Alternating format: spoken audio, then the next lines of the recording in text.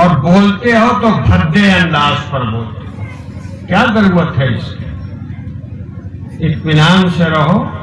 جو کام کرو سوچ سمجھ کے کیا کرو، چاہے معمولی سا کام ہو، لیکن سوچ سمجھ کے ٹھکانے سے احتیاط کے ساتھ فیصلہ کرو. اور جب فیصلہ کر لیا تو بسم اللہ الرحمن الرحیم، پھر پلٹنا نہیں. بات سمجھ میں آئی؟ یہی 3 بات جو میں نے کہا ہے. چپ رہنا سیکھو، خوب سوچ سمجھ کر فیصلہ کرو، مسلسل کرتے رہو کام، منزل کی طرف مسلسل بڑھتے رہو، کامیاب ہو جاؤ. اگر اس جلسے سے یہ 3 بات آپ یاد کر کے چلے جائیں اور اس پر عمل کریں، آپ کی زندگی بدل جائے، آپ کی زندگی بدل جائے. دیکھیے ابھی مولانا نے بہت تفصیل کے ساتھ رحمانی تھٹی کی بات کہی.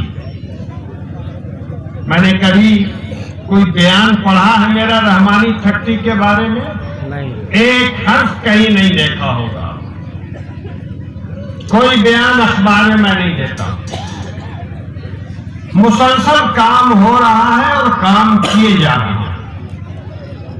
سوچ سمجھ کے ایک پلان بنایا، اس پلان پر عمل کرنے کے لیے پوری طاقت لگا دی. میں خود ہی نہیں، میں نے اپنے لڑکوں کو اس میں لگا دیا، جھونک دیا.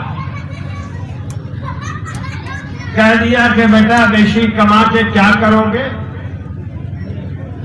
قوم کا یہ کام بہت بڑا ہے جو کسی کے بس میں ابھی نظر نہیں آ رہا. تم بھی آ جاؤ، میں تو چل پڑا ہوں، تم بھی آ جاؤ تو کام آسان ہو. اور مستقل محنت ہو رہی ہے، مستقل کوشش ہو رہی ہے. کامیابی کی چابی یہی ملتی. کم بولیے، سوچ سمجھ کر بولیے، سوچ سمجھ کر فیصلہ کیجیے، مسلسل کام کرتے رہیے.